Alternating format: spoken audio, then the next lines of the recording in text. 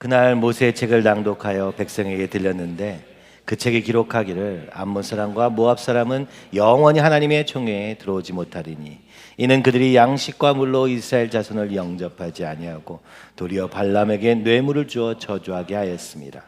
그러나 우리 하나님이 그 저주를 돌이켜 복이 되게 하셨다 하였는지라. 백성이 이 율법을 듣고 곧 섞인 무리를 이스라엘 가운데서 모두 분리하였느니라.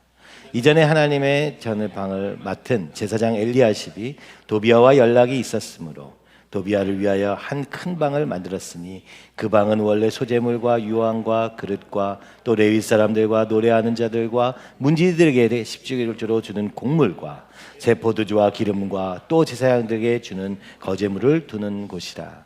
그때 내가 예루살렘에 있지 아니하였느니라. 바벨론 왕 아닥사스다 32년에 내가 왕에게 나아갔다가 며칠 후에 왕에게 말미를 청하고 예루살렘에 이르러서야 엘리야십이 돌비아를 위하여 하나님의 전 뜰방 안에 있는 악한 집 만든지라. 내가 심히 근심하여 도비아의 세간을 그 방 밖으로 다 내던지고 명령하여 그 방을 정결하게 하고 하나님의 전 그릇과 소재물과 유황을 다시 그리로 들여 놓았느니라. 내가 또 알아본즉 예레위 사람들이 받을 몫을 주지 아니하였으므로 그 직무를 행하는 레위 사람들과 노래하는 자들이 각각 자기 밭으로 도망하였기로 내가 모든 민장들을 꾸짖어 이르기를 하나님의 전이 어찌하여 버림바 되었느냐 하고 곧 레위 사람을 불러 모아 다시 제자리에 세웠더니 이에 온 유다가 곡식과 새 포도주와 기름의 11조를 가져다가 곡간에 드림으로 내가 제사장 셀레미야와 사기산 사독과 레위 사람 부다야를 창고지기로 삼고 마다냐의 손자 사꿀의 아들 하난을 복음으로 삼았나니 이는 그들이 충직한 자로 인정됨이라. 그 직분은 형제들에게 분배하는 일이었느니라. 내 하나님이여 이 일로 말미암아 나를 기억하옵소서. 내 하나님의 전과 그 모든 직무를 위하여 내가 행한 선한 일을 도말하지 마옵소서. 아멘. 네, 느헤미야서가 이제 9월과 함께 끝이 납니다. 근데 사실 느헤미야서는 성벽 재건의 역사라는 것을 우리는 잘 알고 있습니다. 근데 사실 성벽 재건의 역사는 어디에 나옵니까? 느헤미야 6장 15절 16절에 나옵니다.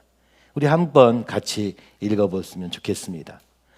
성벽 역사가 52일 만인 엘룰월 25일에 끝남에 우리의 모든 대적과 주위에 있는 이방 족속들이 이를 듣고 다 두려워하여 크게 낙담하였으니 그때에 우리 하나님께서 이 역사를 이루신 것을 알미니라. 아멘. 여러분 얼마나 놀라운 일입니까? 그렇게 수많은 방해, 외부와 내부의 방해가 있었음에도 불구하고 52일 만에 수백 년 동안 이루어지지 못하던 이 성벽 재건이 이루어진 것입니다. 뭐 짧게는 100년 가까이 걸리는 시간들 통해서 기도하고 기대했던 그 바가 느헤미야라는 한 사람에 의해서 52일 만에 끝나게 된 것은 여기서 얘기하고 있는 대로 과연 하나님의 역사였다. 6장 15절 16절은 이렇게 말하는 것이죠. 그것을 방해하던 대적과 주위에 있는 이방 족속들이 크게 두려워하고 그죠? 다 두려워하고 그리고 낙담하였다. 여러분 참 신기하죠? 성벽이 재건되었는데 낙담하는 사람도 생기는 것입니다. 그렇죠? 이 하나님 나라에 대한 마음이 없는 정도가 아니라 대적하는 데까지 이른 우리는 성경에서 그 이름들을 계속 보았고 오늘 본문에서도 다시 보게 될 것입니다. 이미 6장에서 끝난 성벽 재건, 그런데 왜 13장까지 필요했는가? 이것은 우리에게 이렇게 얘기하고 있는 것입니다. 믿음 생활은 단순히 어떤 것을 이루고자 하는 목표에 지나는 것이 아니다. 예를 들면 건물을 짓는 것에서 끝날 수 없다. 그리고 단번에 끝나지도 않는다. 그렇죠? 지금 보면 느헤미야가 이 예루살렘에 12년 동안이나 있었습니다. 성벽은 52일 만에 끝나는데 말입니다. 그럼 도대체 무엇이 할 게 남아 있습니까? 오늘 우리의 삶에 그죠? 목적이 아주 단순하다면 이미 이룬 것들도 있을 수 있습니다. 그렇죠? 어떤 형제도 이번에 얘기하는데 자기 인생의 목표를 다 이루었다는 거예요. 이제 뭐 해야 될지 모르겠다는 얘기를 하는데 그럴 수 있구나 이렇게 생각하게 됩니다. 만약 믿음 생활도 이와 같이 표면적이었다면 그죠? 성벽을 재건함으로 끝날 수 있는데 오늘 성경은 이렇게 얘기하는 것입니다. 성벽만 세워서 되는 게 아니라 우리의 더 깊이 들어가 우리 마음의 벽을 세워야 되는 것이다. 그죠? 눈에 보이는 우리의 삶에 드러나는 결과만 아니라 우리 마음속 깊이까지 이 성벽이 이루어져야 될 것을 얘기하고 있는 것입니다. 그렇습니다. 교회는 겉으로 보여지는 어떤 외면의 모습에서 끝나는 것이 아니고 우리의 믿음도 그저 우리의 삶의 어떤 모양으로 끝나는 것이 아니라 우리 마음속 깊이까지 들어가야 됨을 우리는 수양회를 통해서 또 느헤미야를 통해서 확인하게 됩니다. 성벽을 재건한 이스라엘이 했던 일은 무엇입니까? 8장에서 10장까지 해서 아주 명확하게 보여주고 있습니다. 그렇죠? 그들이 성벽을 다 재건한 후에 한 일이 무엇입니까? 에스라 학사를 다시 불러다가 그죠? 말씀 앞에 선 것입니다. 그리고 그 말씀 앞에 서서 그 말씀을 읽다 보니까 어떻게 돼요? 그 말씀이 거울이 되어서 나의 모습을 보여주는 것이죠. 근데 내가 보니까 이 말씀을 비춰서 나를 보니까 내가 죄인인 것밖에는 깨달을 수 있는 것이 없습니다. 그렇죠? 우리의 한계, 우리의 그렇죠? 하나님과의 멀리 떨어짐을 깨닫고는 어떻게 합니까? 죄를 자복, 곧 고백하는 것입니다. 저는 이렇습니다. 저는 이랬습니다. 말씀은 이러신데 나는 이렇습니다. 이 말씀을 향해서 달려가고 있는 우리지만 여전히 죄인에 불과한 우리. 그래서 이 말씀 앞에 설 때 죄를 자복하고 회개할 수밖에 없는 것입니다. 이것이 되기 전에는 그죠? 무엇이 안 됩니까? 10장에 보니까 다시 하나님과의 언약이 세워지는 것이죠. 우리의 삶의 한 걸음 한 걸음이 하나님이 역사하시는 걸음이 되기로 약속된 것입니다. 그 약속이 다시 체결되면서 오늘 우리의 삶에 더 큰 의미가 주어지는 것입니다. 그렇죠?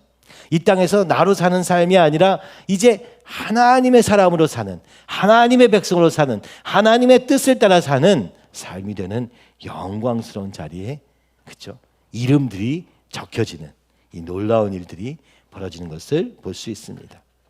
조금 자세히 보면 어떻습니까? 8장에 보니까 그들이 어떻게 합니까?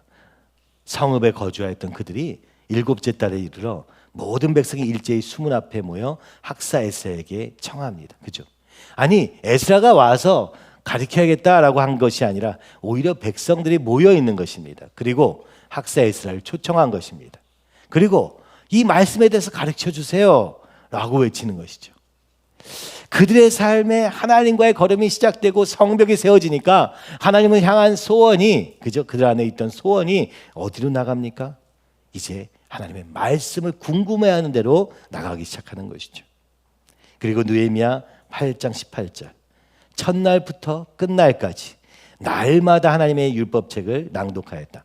새벽부터 오전 내내 이 모세의 율법책, 모세 오경을 쭉 읽은 것입니다. 그리고 무리가 이레 동안 절기를 지키고 8째 날의 규례를 따라 성회를 열었느니라. 이 절기가 무슨 절기입니까?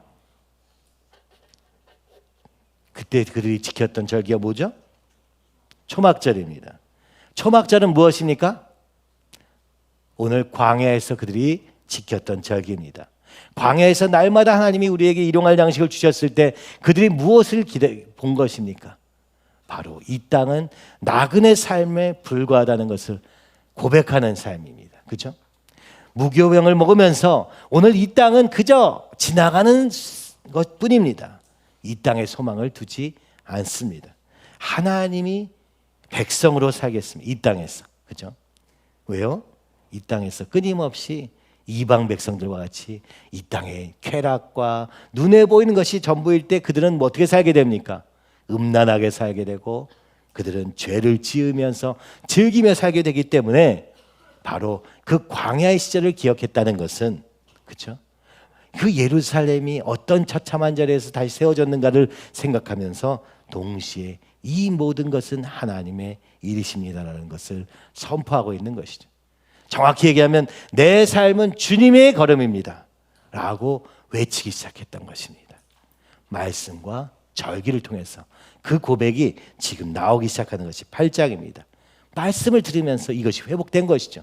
말씀 속에서 초막절 말씀을 보면서 바로 이것이 나에게 된 것이다. 여러분, 그저 말씀을 읽었다 이게 아닙니다. 이 말씀이 나에게 내 이야기로 들려지기 시작하면서 거기에 바로바로 순종하며 또 자기의 고백으로 드려지는 놀라운 역사가 있었던 것이죠.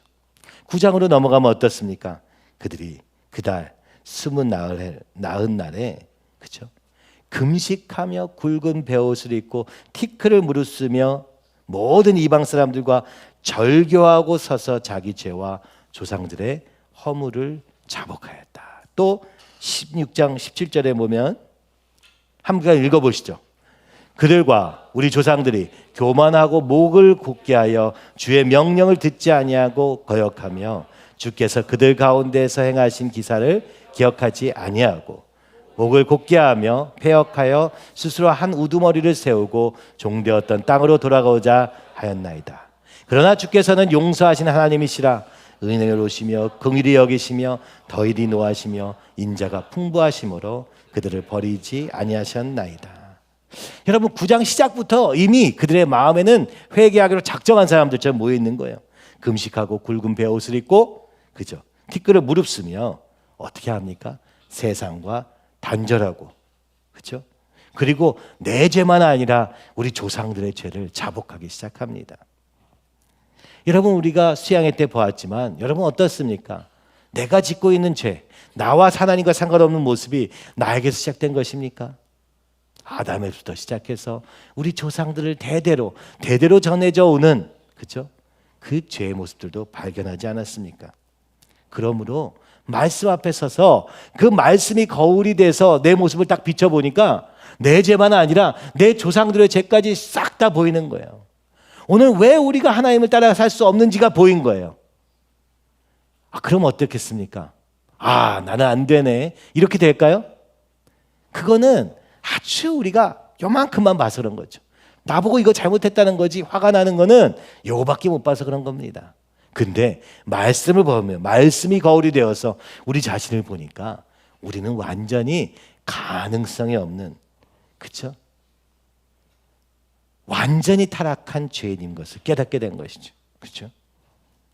완전히 타락해서 어떻게 했다고요? 교만하고 목을 곧게 하여 하나님의 명령을 듣지 않고 듣지 않을 정도가 아니라 들어놓고도 거역하고 그죠? 그리고 하나님이 하신 일도 다 싹 다 잊어먹어버리고 그리고 목을 또 굳게 하며 패역해서 어떻게 해요? 우리 가운데 또 한 사람을 세워가지고 그죠? 애굽에서 우리를 건지셨는데 또 걸로 돌아가겠다는 거예요. 애굽으로 세상으로 돌아가서 난 이제 세상으로 돌아갈래 이렇게 선언한다는 겁니다. 그럴 수밖에 없었던 우리 이스라엘 백성들의 죄까지도 내 죄로 그죠? 이것이 우리 인간의 한계인 것을 말씀 앞에서 딱 보고 나니까 그죠? 나는 되네 안 되네 이렇게 되는 게 아니라 그럼에도 불구하고 우리를 용서하시고 그럼에도 불구하고 우리를 긍휼하게 여기신 하나님의 인자하심이 더 크게 보여서 회개하지만 그죠? 죄책감과 자괴감과 온갖 자기 비하로 가는 것이 아니라 이렇게 안 되는 우리를 사랑하신 주님의 사랑을 더 깊이 깨닫는 그죠? 이런 시작이 되었다는 것입니다. 여러분 이것이 어디서 시작되었다고요? 말씀 앞에 서기로 작정한 자들 하나님 앞에 서기로 작정할 때 이런 놀라운 일이 벌어지기 시작했다는 것을 기억하시기 바랍니다. 오늘 우리가 말씀 앞에 더 온전하게 세워지기를 소원합니다. 그 말씀은 우리의 현실과는 너무 멀어요. 내가 그걸 지킬 수 있느냐 하는 그 정도의 얘기가 아니에요. 이것은 자기 개발서적에 조금 더 일찍 일어납시다, 조금 더 열심히 삽시다 하는 얘기가 아닙니다. 우리는 근본적으로 안 된다는 거예요. 그 안 됨에도 불구하고 주님께서 오셔서 우리를 건지시고 우리를 오늘도 이끌어가고 계신다는 거예요. 그 하나님의 사랑과 그죠? 그 하나님의 거룩하신 목표, 우리를 만들고자 하시는 그 하나님의 형상에 대한 기대 속에서 우리는 철저하게 회개할 수 있게 되는 것입니다. 자복하는 것이죠. 자, 그렇게 했더니 그 다음에 10장에 보니까 어떻습니까? 언약에 임봉한 사람들. 그 제목이 이렇게 달려 있어요. 하나님이 다시 그들을 또 부르신 거예요. 그죠? 다시 그들을 통해서 이름 새기시고 그 하나님의 생명책에 기록하시는 장면들이 나오게 되는 것입니다. 그죠? 여러분 기억해야 될 것은 말씀이 변한 게 아닙니다. 하나님의 약속이 변한 것이 아닙니다. 오늘도 마찬가지입니다. 우리가 성경 어디나 붙잡고 우리가 그 말씀을 내 것으로 붙잡으면 됩니다. 근데 그것을 붙잡기 전에 해야 될 것이 있는데 먼저 그 말씀의 전체적인 맥락, 그 말씀이 우리에게 하고자 하시는 말을 깨달아야 되는데 그것이 뭐냐? 우리에게는 소망이 없다는 사실을 깊이 깨달은 데서부터 시작하는 것이죠. 그리고 나면 그 영원한 말씀이 우리의 삶의 실제가 되기 시작하는 것입니다. 그렇죠? 얼마나 놀라운 것입니까? 그 하나님의 능력이, 하나님의 말씀이 우리의 삶의 실제가 되는 시작은 바로 말씀을 사모함으로 새벽부터 오전까지 말씀 앞에 서기로 하는 것. 시간이 걸렸습니다. 많은 노력도 필요했습니다. 그러나 하나님 앞에 서기로 작정한 그들은 며칠째 그 말씀 앞에서 7일 동안, 그죠? 그 말씀만 보며 그 말씀이 얘기하신 바에 집중해서 내 삶을 바꾸기 시작한 것이죠. 그죠? 바꾸려고 하니까 내 죄가 보이기 시작한 것입니다. 여러분, 우리가 얼마나 불가능한 존재인지 뭐예요? 내가 죄인지도 몰라요. 내가 잘못했는지도 몰라요. 어디서 잘못되기 시작했는지도 몰라요. 만약 우리가 알 수 있다면요, 그죠? 말씀을 안 봐도 될 겁니다. 내가 지금 잘못 가는 것 같네. 내가 지금 하나님과 멀어지고 있는 것 같네. 그걸 알 수 있다면 우리는요, 말씀 없이도 기도만 가지고 살 수 있다고 생각할 수 있어요. 내가 스스로 깨달을 수 있다면 내가 잘 조심해서 하면 된다고 말할 수도 있을 것 같아요. 근데 우리의 죄성은 안타깝게도 눈을 흐리게 하고, 그죠? 귀를 먹게 만들어서 보이지도 않고 들리지도 않고 느낄 수도 없다는 것입니다. 그렇죠? 우리가 은혜 딱 받아서 잘 살 수 있어요. 그런데 이게 오래가지 못해요. 근데 어디서부터 놓쳤는지 여러분 알 수가 없는 것입니다. 그래서 지금 수양회 끝난 지 2달도 안 됐지만 수양회 때 은혜 받은 것 같아도 2달도 넘기기가 힘든 겁니다. 왜요? 내가 어디서 놓쳤는지 나는 모르기 때문이에요. 아주 구체적인 순간에 놓쳤는데 나는 전혀 모르고 있는 것입니다. 그렇죠? 그래서 또 은혜를 받기를 사모해요. 그러나 그 은혜 받아도 또 2달도 못 가요. 저는 중고등학교 때 수양회를 참 많이 다니면서 겨울과 여름 매번 다니니까 그때마다 이 고민을 진짜 많이 했어요. 어떻게 하면 이 은혜가 좀 더 갈 수 있을까? 혼자 이렇게 카운트도 해봤습니다. 오늘은 괜찮은가? 오늘 괜찮네. 다음 날 오늘 괜찮은가? 왜냐하면 금방 사라진다는 걸 알게 되기 때문이에요. 근데 아무리 애쓰고 의식해서 내가 은혜를 놓치지 않으려고 애를 써도 은혜가 떨어진 것 같으면 또 기도하고 찬양하고 말씀 보고 막 그렇게 해도 한 달을 넘어가기 힘들다는 것을 발견하게 됩니다. 한 달은 어떻게 꾸역꾸역 할 수 있는데 2달은 진짜 어렵다는 것을 발견하게 돼요. 그때 깨닫습니다. 수양회로 우리 신앙생활이 이루어지는 게 아니구나. 날마다 하나님과의 동행이 없으면 여러분 절대로 하나님의 말씀이 여러분 삶의 열매로 나타날 수는 없는 것입니다. 참 안타까운 것은 우리가 다 믿어요. 믿기 위해서 애쓰기도 하고, 그죠? 주일 성수도 하고 11절도 하고 휴가도 다 반납해서 수양회도 갑니다. 근데 내 삶에는 그 열매가 잘 안 맺히는 것 같아. 답답하지 않습니까? 열매 맺힐 때까지 하면 좋겠는데 거기까지 못 가는 게 얼마나 답답합니까? 그렇죠? 열매 맺으려고 신앙생활하는 거 아닙니까? 참 그 열매가 맺히지 않으니까 지치기도 되는 것 같습니다. 어떻게 해야 됩니까? 날마다 주님과의 동행, 그 말씀이 내 것이 되도록 하는 그 씨름이 없이는 불가능하다는 것을 우리는 믿음 생활을 통해서 알게 됩니다. 누가 말해줘서 되는 게 아니고 누가 대신 해줄 수 있는 것도 아니고 나와 주님과의 관계에서만 가능하다는 것을 알게 되죠. 그래서 저는 그런 생각을 해봅니다. 여러분이 다, 그죠? 새벽 예배, 365일이니까 우리 교인이 한 100명이라고 보면은 1년에 3번만 새벽 설교를 하는 거예요. 그러면 아마 은혜가 넘칠 거예요. 뭐 몰라도 뭐 책을 보고 뭐 해가지고 이게 무슨 말인가 고민하기 시작하면 여러분 삶에 은혜가 넘칠 것 같습니다. 근데 아무도 손들 사람은 없어. 그죠? 저도 그렇게 손들 수는 못했으니까. 그러나 오늘 우리 말씀을 깊이 아는 것이 그것을 고민하는 것 자체가 얼마나 큰 축복인지 해보면 알 수 있는 것이죠.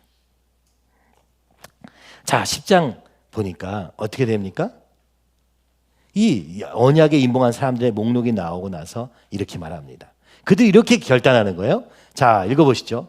우리 딸들을 이 땅 백성에게 주지 아니하고 우리 아들들을 위하여 그들의 딸을 데려오지 아니하며 혹시 이 땅 백성이 안식일에 문품이나 온갖 곡물을 가져다가 팔려고 할지라도 우리가 안식일이나 성일에는 그들에게서 사지 않겠고 일곱째 해마다 땅을 쉬게 하고 모든 빚을 탕감하리라 하였고 우리가 또 스스로 규례를 정하기를 해마다 각기 세겔의 3분의 1을 수납하여 하나님의 전을 위하여 쓰게 하되. 자, 요 본문만 아니라 뒤에 쭉 이어집니다.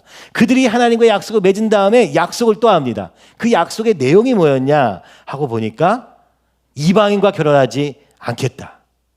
여러분, 여기서부터 실패한다고 끊임없이 모세오경에서 얘기하고 있는 걸 그들이 말씀을 들으니까 깨달은 거예요. 그러네, 이제 보니까 우리가 지금 이방인들과 결혼하고 있네. 그래서 이렇게 되었구나. 원인을 그때 말씀에서 찾은 거예요. 두 번째 뭐예요? 안식일을 안 지키는 거예요. 그죠? 안식일에 장사하느라 바빠요. 안식일에 돈 버느라 바빠요. 뭐 하느라 엄청 바빠. 그죠?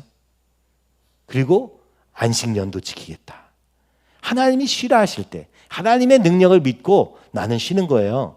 하나님이 일하실 걸 믿고 나는 쉬는 거예요. 그 안식. 하나님에 대한 믿음이 없으니까 쉬지 못하는 거예요. 그렇죠? 그 안식일을 지켜야겠다. 그리고 뭐예요? 하나님의 성전을 위하여, 그렇죠? 각기 세겔의 3분의 1을 수납하여, 그렇죠?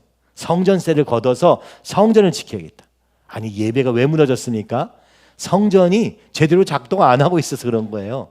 그래서 그들이 이렇게 결단하면서 10장에서 다시 신명기의 말씀을 들어가고 다시 모세의 율법을 따라서, 그러고 보니까 뭐예요? 결국 하나님이 다 알고 계셨네.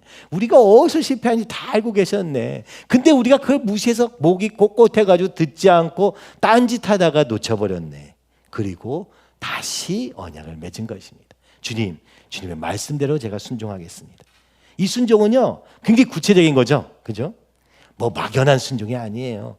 오늘 내 삶을 변화시키는 순종이었던 것입니다.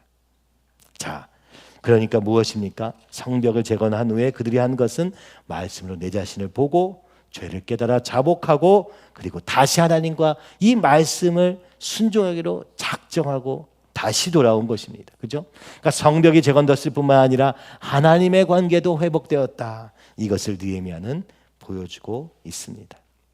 그렇게 해서 이렇게 놀랍게 10장에서 11장에서 성전 봉헌식 준비하고 12장에서 성전을 봉헌 드리면서 찬양하고 막 하나님, 우리가 정말 이제 주님의 뜻을 이루었습니다 하고 기뻐하였습니다. 여러분, 오늘 우리 안에 그런 기쁨이 있지 않습니까? 여러분이 여기서 언제 시작했던 간에 하나님을 위해서 드린 그 세월 통하여서 하나님이 일하시는 것을 보면서 기뻐했던, 그렇죠? 구원의 감격이 넘쳐났던 그런 시간들을 기억하십니까? 저는 그런 날이 다시 오기를 간절히 또 소원하는 것이죠. 우리 자녀들이 또 성령 안에서 말씀하셔서 키워지고, 그렇죠? 그러기를 얼마나 바라는지. 그때 우리 함께 찬양하며 이 아이들이 큰 후에 주님께 영광 돌릴 수 있는 찬양을 올려드릴 수 있을 때 그때를 지금 바라보며 오늘도, 그렇죠? 그럼 내가 무엇을 해야 될 것인가 고민하는 것이 우리 부모의 마음일 것입니다. 그게 한순간에 이루어지지 않기 때문이죠. 그게 아주 사소한 데서부터 끊임없이, 그죠? 주님의 마음을 전달하고 주님의 마음으로 사랑으로 품지 않으면 안 되기 때문에 그렇지 않습니까?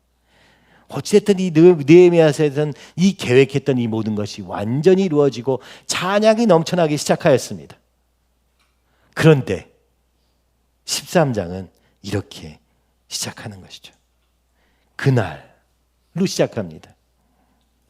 모든 것이 완성되었어, 다 이루었다 할 것 같은 12장까지 얘기가 끝나자마자 맨 마지막 장인 느헤미야 13장은 그러나 같이 느껴지는 내용들로 가득 차 있습니다. 성벽도 세워졌고 언약도 갱신되었고 회개를 통해서 언약도 갱신되었지만 그러나 여전히 해결되지 않은 문제가 다시 또 등장하는 것을 보게 됩니다. 12장에서 그렇게 놀랍게 봉헌을 드렸지만 13장 그날로 시작하는 그날은 그죠? 어느 날입니다. 약 2년에서 3년 정도 떨어진 날이죠. 느헤미야 이야기를 조금 하자면은 느헤미야 1장과 13장을 비교해 보면 금방 쉽게 나옵니다. 느헤미야 1장은 아닥사스다 왕 제12년이라고 말했고 13장은 그때가 바로 아닥사스다 32년이라고 말합니다. 그러니까 지금 이 날은 12년이 지난 어느 날인 것이죠. 그렇죠? 그 1장에 보면은 이 원래 느헤미야가 아닥사스다 왕의 술관원이지 않았습니까? 비서실 실장 혹은 비서실 직원 하여튼 그런 사람이었던 것 같아요.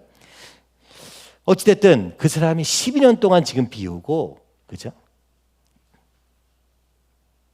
수상궁을 떠나서 예루살렘에 12년 동안 있다가 이제 12년의 기한을 채우고 다시 아닥사스다 왕을 섬기기 위해서 돌아간 것입니다.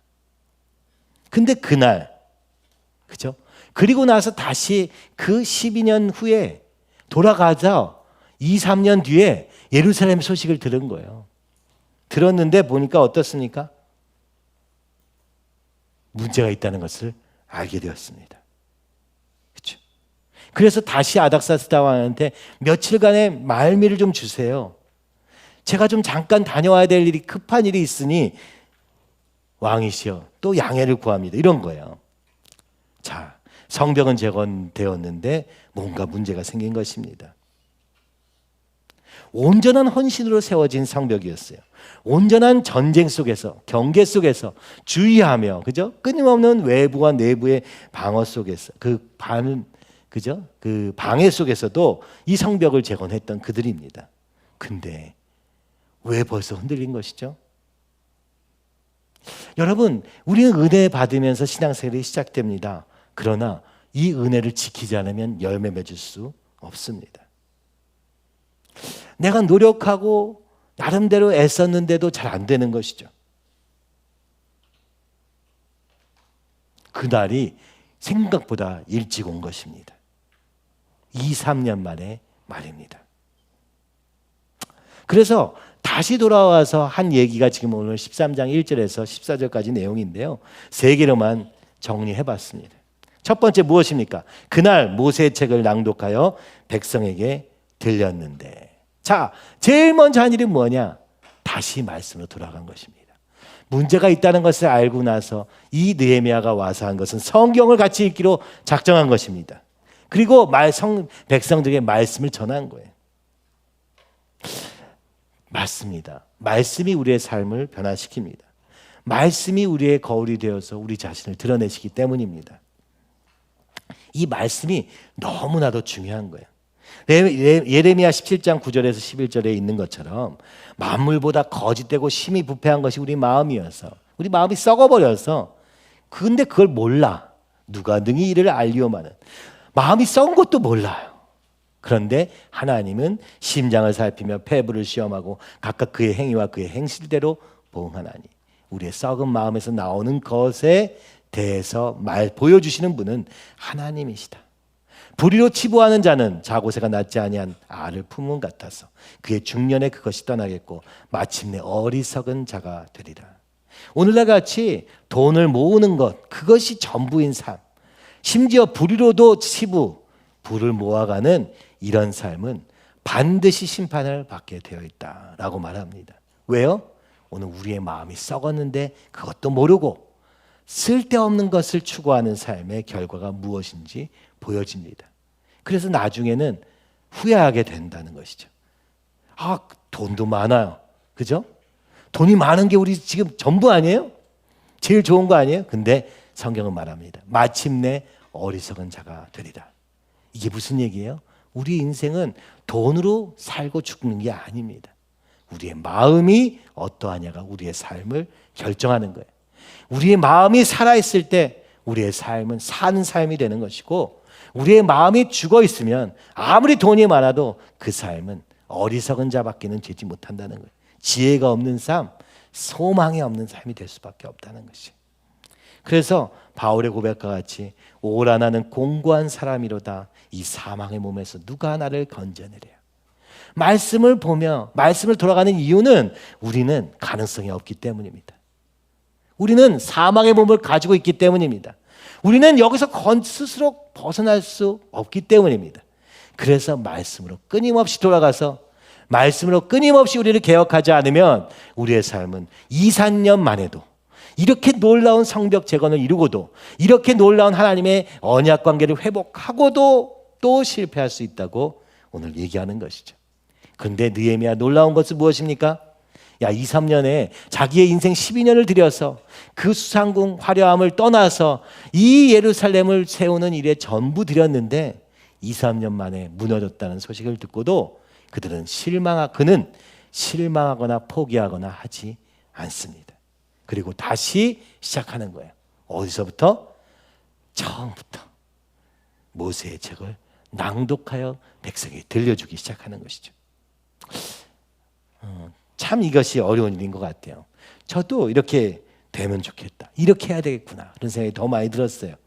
말씀으로 우리 같이 나누기보다는 자 이렇게 하세요, 저렇게 하세요, 막 이런 걸 하고 싶은데 그게 아니에요. 느헤미야도 그렇게 할 수 있었지만 그는 성경을 펴고 같이 읽기 시작한 것입니다. 오늘 우리의 삶에 변화가 필요하다면, 오늘 우리의 삶에 무언가 문제가 생겼다고 생각된다면 우리는 다시 말씀으로 돌아가야 될 줄 믿습니다. 그 다음에 두 번째는 무엇입니까? 그들이 그 말씀을 그냥 듣기만 하고 지나간 게 아니에요. 그 말씀을 적용하기 위해서 듣고 있는 거예요. 이 말씀대로 살기 위해서 애쓰고 있는 거예요. 근데 그 책이, 그들이 읽은 책이 있어요. 그것은 바로 신명기인데요. 그들이 이렇게 있습니다. 2장 1절에서 3절 오늘 본문을 한번 먼저 보여주시죠. 그날 모세의 책을 이렇게 읽어준 거예요. 근데 그 책에 기록되어 있는 게 뭐냐? 암몬 사람과 모압 사람은 영원히 하나님의 총회에 들어오지 못하리니. 암몬과 모압 사람은 이 교회 공동체 안에 들어올 수 없다는 것입니다. 왜? 그들은 양식과 물을 주지 않았어요. 그죠? 이스라엘 백성들이 물이 필요할 때, 양식이 필요할 때, 그죠? 이 사막의 문화는 환대의 문화 아닙니까? 손님 접대를 당연히 해야 되는 문화예요. 근데 이스라엘을 주지 않았다는 건 뭐예요? 특별히 미워했다는 말입니다. 그 정도가 아니라 발람에게 뇌물을 주어서 이스라엘 백성을 저주하게도 만들었어요. 그러나 하나님이 그 저주를 복으로 바꾸셨어요. 그렇죠? 그 얘기가 쓰여 있는 걸 보고서 어떻게 합니까? 백성이 이 율법을 듣고 곧 즉시 이런 뜻입니다. 곧 섞인 무리를 이스라엘 가운데서 모두 분리하였느니라. 여러분 말씀을 들으면 곧 모두 해야 되는 것입니다. 그죠? 곧 모두. 신명기 그죠? 23장 3절에서 5절에 있는 말씀이에요. 이게. 그러니까 그들이 신명기를 읽다가 이걸 깨닫게 된 거예요. 느헤미야가 신명기를 읽어준 것이죠. 말씀을 우리 삶에 적용하지 않는다면요, 말씀을 읽을 이유가 없습니다. 말씀을 우리의 삶에 적용하지 않는다면 그 말씀이 우리의 삶에 적용되지 않습니다. 그 말씀은 우리의 삶에 일하지 않습니다. 그렇죠? 물론 하나님의 강권적인 은혜로 이루어질 때가 있으나, 그러나 우리 하나님의 백성은 먼저는 이 말씀에 대한 반응으로 사는 것입니다. 이해가 돼서 말씀을 듣는 게 아닙니다. 이해가 되지 않아도 순종할 때, 그때 그 말씀이 우리 삶에서 역사하게 되는 것입니다. 왜요? 이 말씀은 하나님의 말씀이기 때문에 그렇습니다. 사람의 말처럼 무시해도 되는 말이 아니라 하나님의 말씀이기 때문에. 근데 그 말씀은 무엇을 얘기하고 있습니까? 여러 가지가 23장에 나오는 것을 또 조금 정리해 보면 세 가지 정도로 또 그것도 나눌 수 있습니다. 오늘 본문에서는 사실 두 가지예요. 먼저는 무엇입니까? 분리하였느니라, 쫓아내라, 도비아를 쫓아내라가 제일 먼저 그들이 보게 된 현실이었던 것이죠. 이 말씀을 보고 나서 4절에서 9절까지 보니까 이전에 우리 하나님의 전에 방을 맡은 제사장 엘리야십, 대제사장 엘리야십이 있었어요. 근데 이 사람이 도비아랑 친해. 왠 줄 아세요? 그 도비아가 지금 친척이에요. 결혼을 통해서 이 도비아라는 사람은 뒤에 좀 보겠지만은 아주 그냥 자기 유익을 위해서는 뭐든지 할 수 있는 정치인 같은 사람이에요. 정치인이에요, 실제로. 그 사람이 어떻게 되니까 보니까 엘리야십 대제사장이 있는데 성전 안에다가 큰 방을 하나 만든 거예요. 성전에는 방이 있어요. 이건 이제 사무실이라고 볼 수 있어요. 제사를 위해서 필요한 4가지 방 정도가 있는데 그 중에 하나가 도비아가 차지하고 있는 거예요. 그 방이 원래 목적은 뭐예요? 소재물과 유황과 그릇을 놔야 되는 거예요. 그리고 레위 사람들과 노래하는 사람들과 문지기들에게 줘야 될 곡물들이 원래 있어야 되는 창고예요. 새 포도주와 기름과 그죠? 또 제사장들에게 주는 거제물을 두는 곳인 거예요. 근데 거기에 떡하니 누가 있어요? 도비아가 살고 있어요. 성전 안에 말이죠. 그때 느헤미야는 예루살렘에 없었어요. 예루살렘에 느헤미야가 없는 때 이런 일이 벌어진 거예요. 그래서 지금 얘기하고 있는 것입니다. 6절에 내가 32년에 아닥사스다 왕 32년에 왕에게 이제 좀 시간을 좀 주세요. 제가 예루살렘 좀 다녀와야겠어요. 이렇게 얘기한 거예요. 7절에 보니까 뭐라고 합니까? 예루살렘에 이르러서야 뭘 알게 돼요? 문제가 있다는 것은 알았어요. 근데 그 문제가 뭔지 몰랐어요. 와서 보니까 성전 안에 도비아의 방이 있다는 것을 알게 된 거예요. 화가 난 거예요. 어떻게 하나님의 성전에 이 더러운 것을 하나님이 절대 주지 말라, 총회에도 들어올 수 없는 그들을 여기 안에 두었는가. 악한 일이다. 하나님 앞에 악한 일이다. 말씀에 순종하지 않은 일이다. 그것을 알고 나서 내가 심히 근심하여 너무 화가 난 거예요. 말씀대로 살지 않는 이 대제사장 엘리야십을 보니 심지어 대제사장인데도 이러고 있어요. 그래서 도비아의 세간을 거기 집안에 있는 것 다 던져버렸습니다. 방을 정결케 하고 다시 전 그릇과 소재물과 유향을 다시 그리로 원래 있어야 되는 것으로 바꾼 것입니다. 여러분, 이 도비아 왜 성전 창고에 지금 그 방을 떡하니 차지하고 있었을까요? 지금 대제사장 엘리야십은요 산발랏의 딸과 결혼하였습니다. 그래서 친했어요. 산발랏과 도비아, 우리 앞에 나오는 사람이죠. 성전을, 이 성벽을 재건하는 걸 방해하는 사람들, 성벽이 세워져서 배가 아픈 사람들, 성벽이 세워지자 너무너무 화가 난 사람들, 그 사람들과 함께하고 있는 대제사장 엘리야십이 있는 것입니다.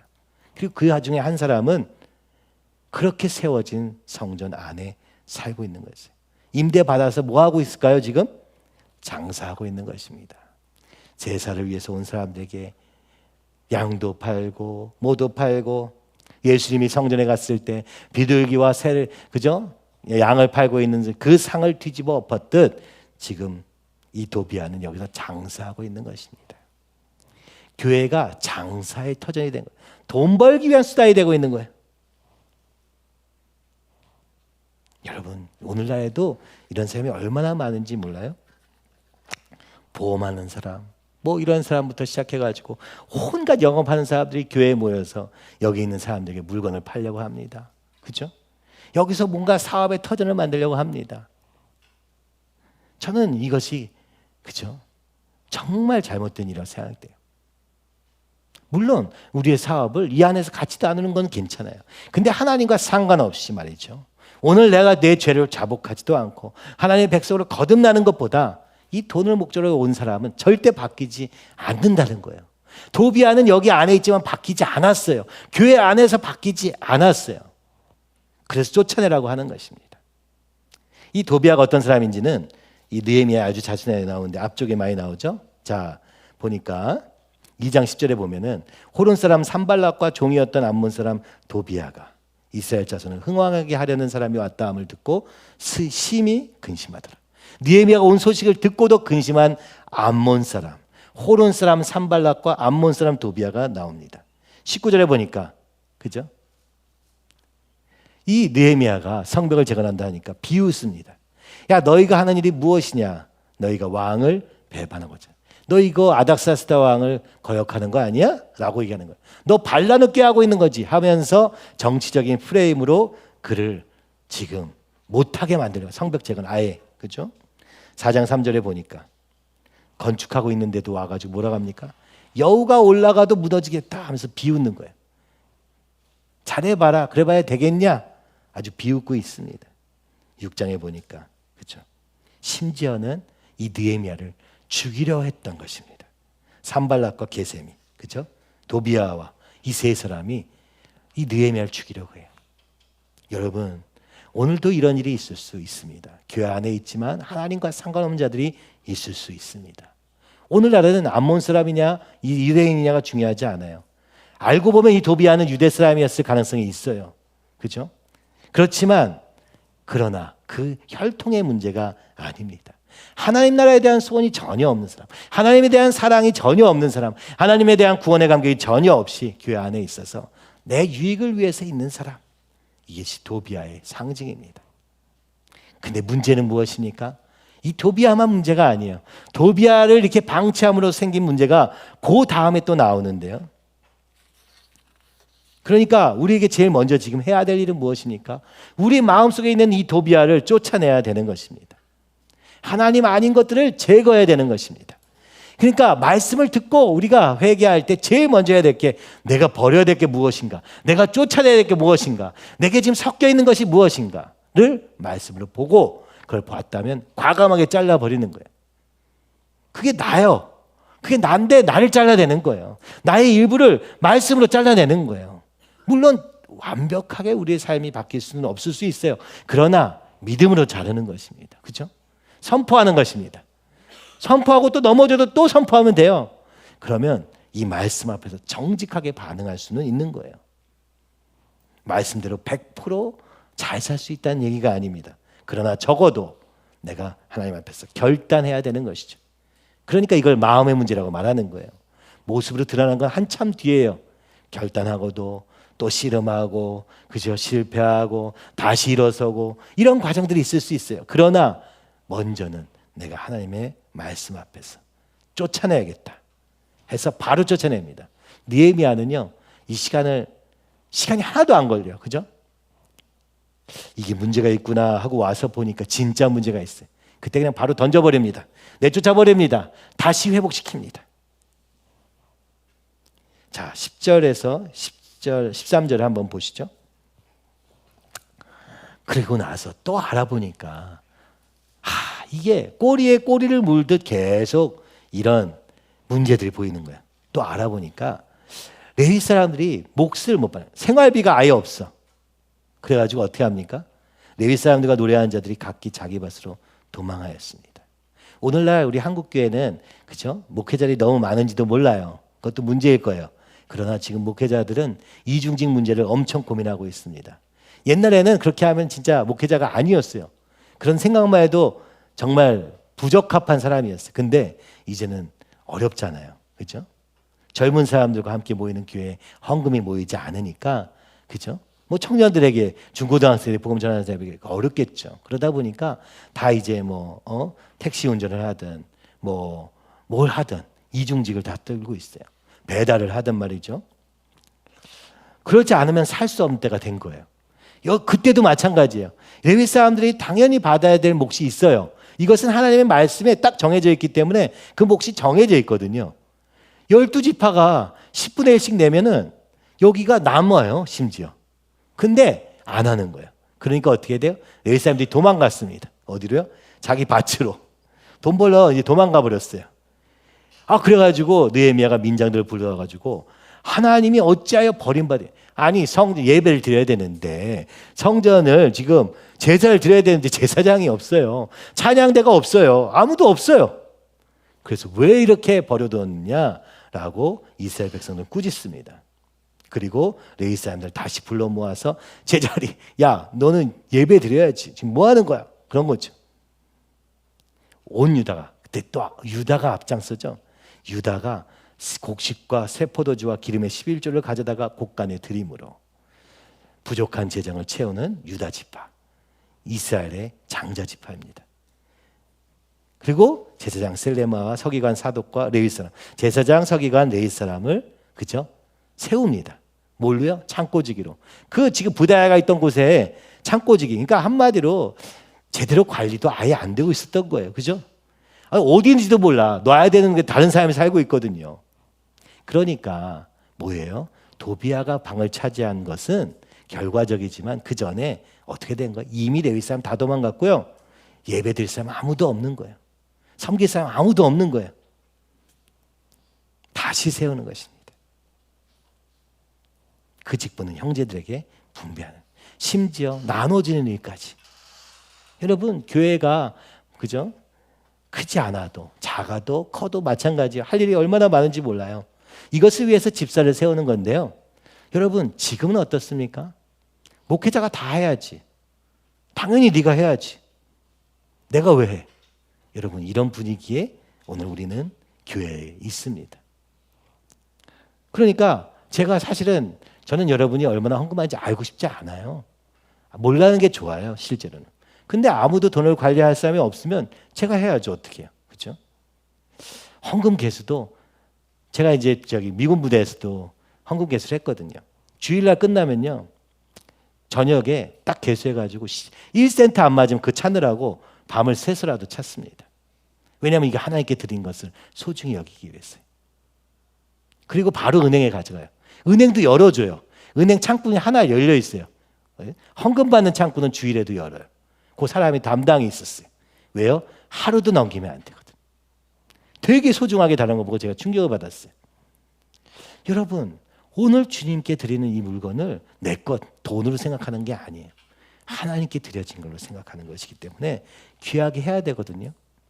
그거 되게 시간 걸리고 피곤하기도 합니다. 할 사람이 없습니다. 저는 여러분, 오늘 우리가 예배를 섬길 사람들도 필요하고 이 교회를 세운 일에 우리의 삶으로 드려질 때 더 많은 것이 필요하다고 생각이 들어요. 축구대회가 있어서 여러분 너무 신나겠지만 축구대회만이 교회가 아닙니다. 축구대회를 위해서 교회가 존재하는 게 아니에요. 오늘 우리가 삶을 주님 앞에 온전한 예배를 드리는 데 필요한 모든 것을 위해서 여러분, 우리 모두 감당해야 할 몫이 있습니다. 공동체 말해서 여러분이 힘들어 하시는 거 압니다. 땅을 옮겨서 사는 것도 중요한 문제겠지만 공동체는 먼저 같이 사는 걸 의미하는 거예요. 모이기를 패하는 어떤 사람들의 습관과 같이 하지 말고 날마다 모여서 말씀과 기도 가운데 그죠? 그리고 또 불쌍한 사람을 도우면서 구제하며 사는 삶이 원래 교회입니다. 그러나 우리는 주일날 예배 한번 참석하면 그게 교회 땡이에요. 내가 사랑방까지 참석해. 대단한 거죠. 사실 여러분을 위해 사랑방이 있는 건데 말이죠. 섬기는 거는 아무것도 하지 않으면서도 살 수 있는 교회. 이것은 잘못된 교회입니다. 오늘 이 모습과 뭐가 다를까요? 그런 생각이 들어요. 그래서 제가 요즘에 그런 생각을 좀 합니다. 우리가 어떻게 해야 될까? 그죠? 이사 가고 이런 문제는 아직 멀었고, 그죠? 마음의 준비가 전혀 안 돼 있으니까. 그렇지만 삶을 먼저 바꿔야겠다는 생각이 들었어요. 집사님들한테도 좀 말씀드렸는데 우리가 어떻게 살아왔습니까? 맨날 여기서 성경 공부가 있어야지만 모였습니까? 이곳에서 우리가 주님을 사랑하는 마음으로 또 형제들을 사랑하는 마음으로 오늘 우리 가운데 도움이 필요한 사람을 돕기 위해서 날마다 모여서 함께 먹고 그죠? 나누고 또 함께 뭔가를 해가는 그 일을 통해서 여기까지 왔는데 그죠? 이제는 각자 자기의 삶이 더 바쁜 이런 삶이 되니까 어떻게 됩니까? 이렇게 됩니다. 그렇죠? 오늘 여기서 느헤미야는 이게 2년 3년밖에 안 지났는데 어떻게 되었습니까? 다 잃어버린 거예요. 그래서 이번에 이제 이런 일들을 다 계획하면서도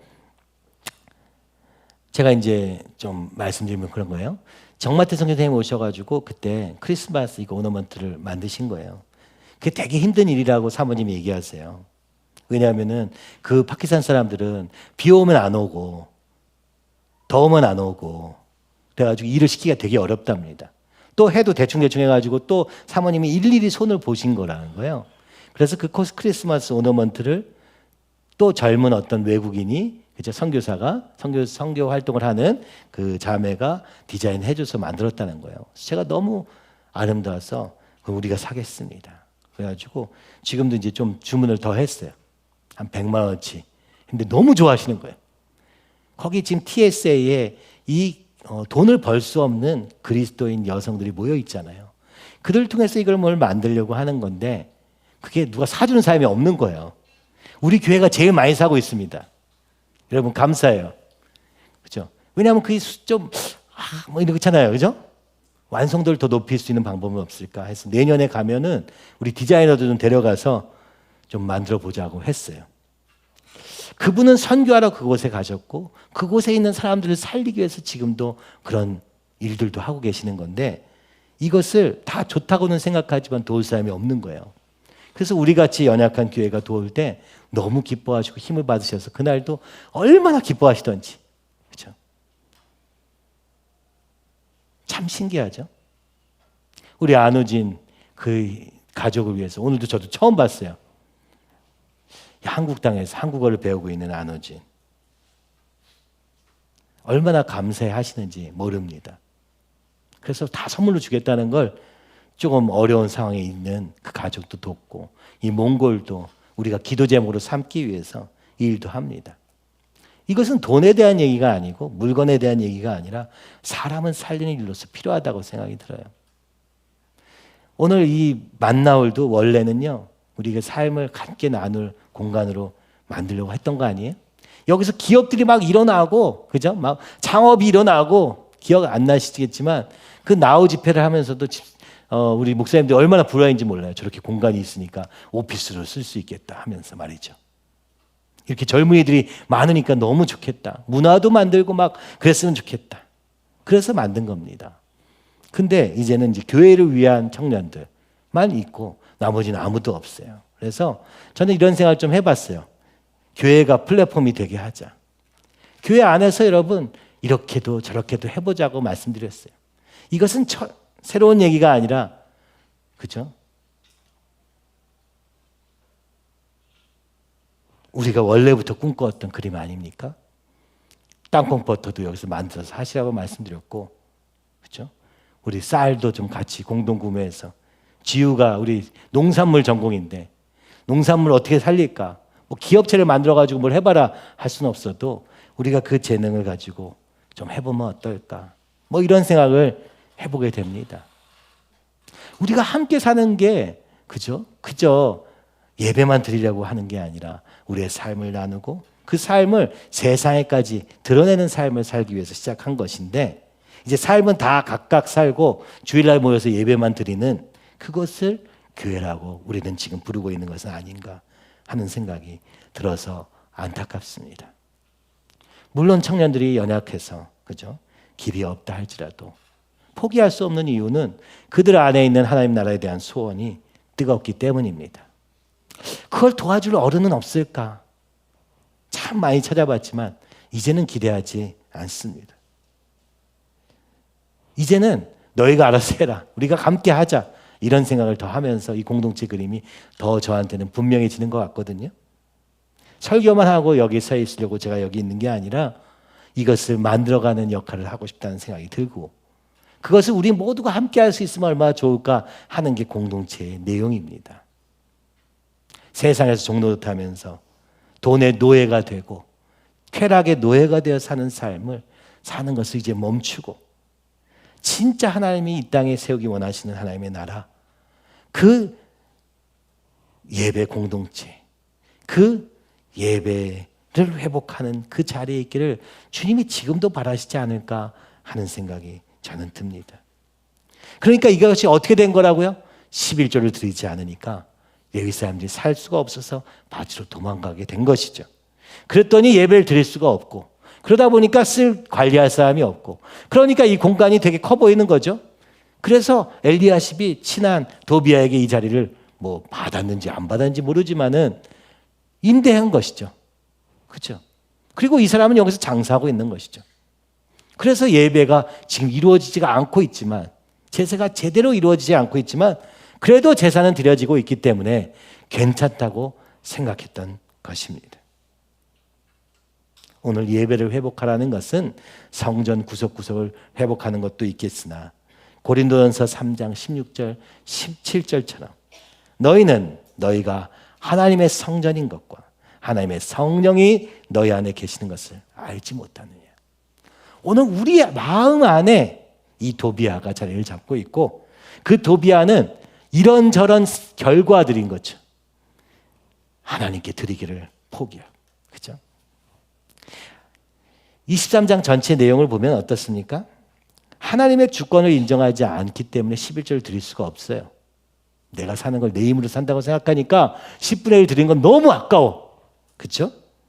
하나님의 능력을 인정하지 않기 때문에 안식일을 지킬 수가 없어요. 야, 하루라도 더 일해서 돈 벌어야지. 아니, 하나님이 내 인생의 주인이라고 믿는다면 이 안식일답게 지키는 것이 가능해질 것입니다. 또 하나님의 축복을 구하지 않기 때문에 뭐예요? 교회 안에서 세상적인 유익, 그렇죠? 유익을 추구하는 그리스도인이 남은 거예요. 믿음은 없는 채 내게 뭐가 지금 좋은가, 내가 여기서 뭘 취할 것인가만 남는 그리스도인. 그리고 하나님의 선하심을 인정하지 않을 때 우리는 우리 눈에 보기 좋은 결혼을 택하여서 불신 결혼에 이르게 되었던 것입니다. 바로 이것이 13장에 나오는 이 느헤미야가 그렇게 세우고도 결국 무너진 원인들, 결과들이 무엇이었냐?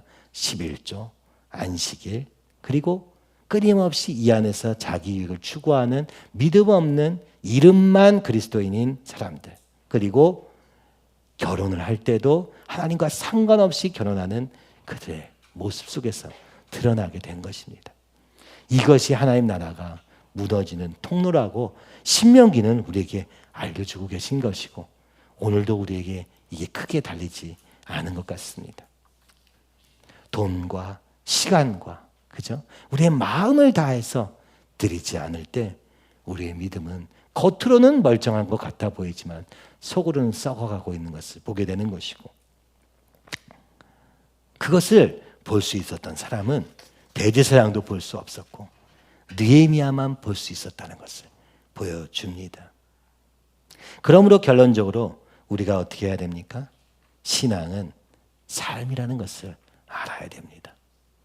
오늘 내가 어떻게 사느냐가 우리의 믿음입니다.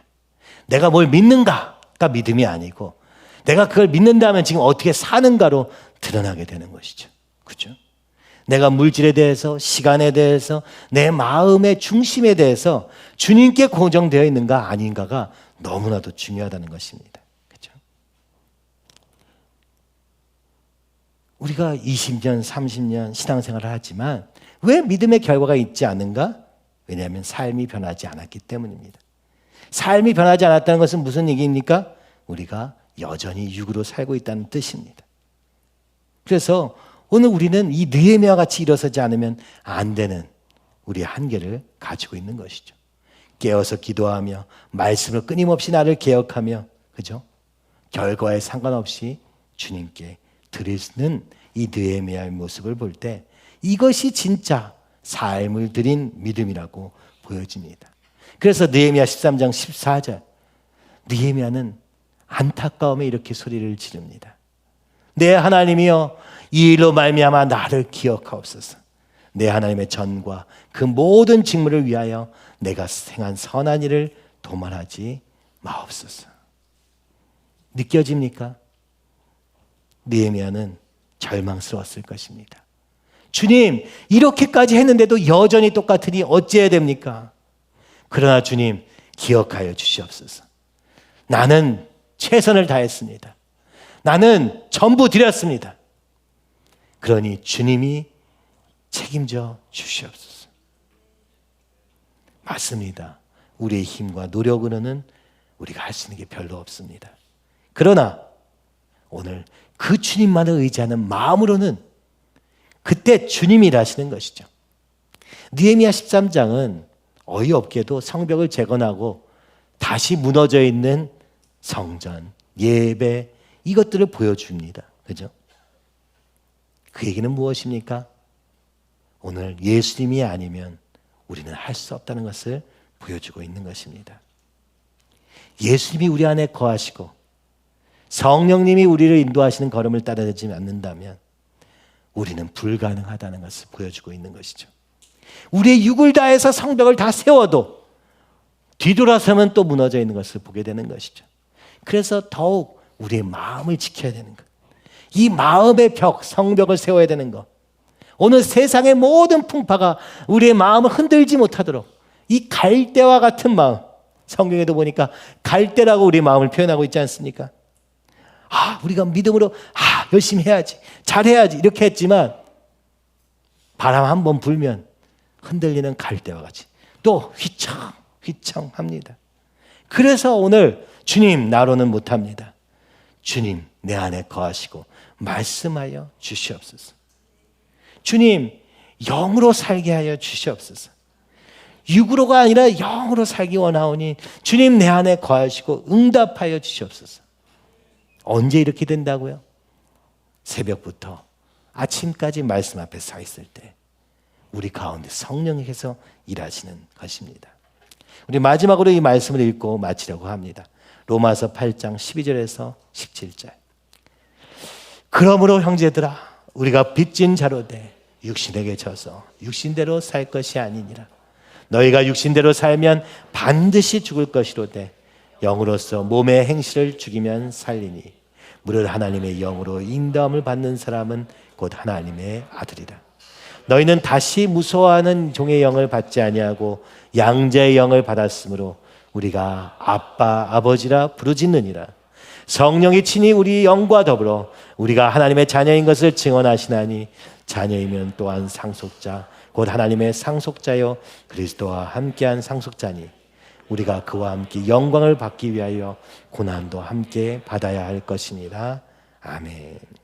여러분 육신에 져서 언제까지 육신대로 살 것입니까? 육신대로 살면 반드시 우리의 삶은 어리석은 자가 될 것입니다. 그러나 영으로서 우리의 육신을 몸의 행실을 죽이면 산다고 말씀합니다. 오늘 우리의 자신에 있는 이 도비아를 쫓아내면 산다고 말씀하십니다. 그리고 우리 가운데 예배를 회복하여 영의 인도함을 받기까지 한다면 그때부터는 하나님의 아들이라.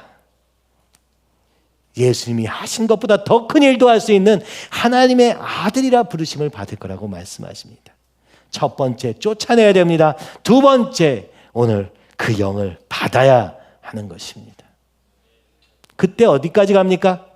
성령께서 우리를 위해서 대신 증언하시기 때문에 내가 변명할 필요가 없어요. 그렇죠? 그리고 증거는 무엇입니까? 상속자로 사는 것입니다. 하나님의 아들, 하나님의 아들로 상속자를 잡아서 이 하나님 나라가 내 것이 되기 시작하는 것입니다. 느헤미야처럼 긍휼한 마음이 솟아나고, 그렇잖아요. 수상궁에서 얼마나 좋아요.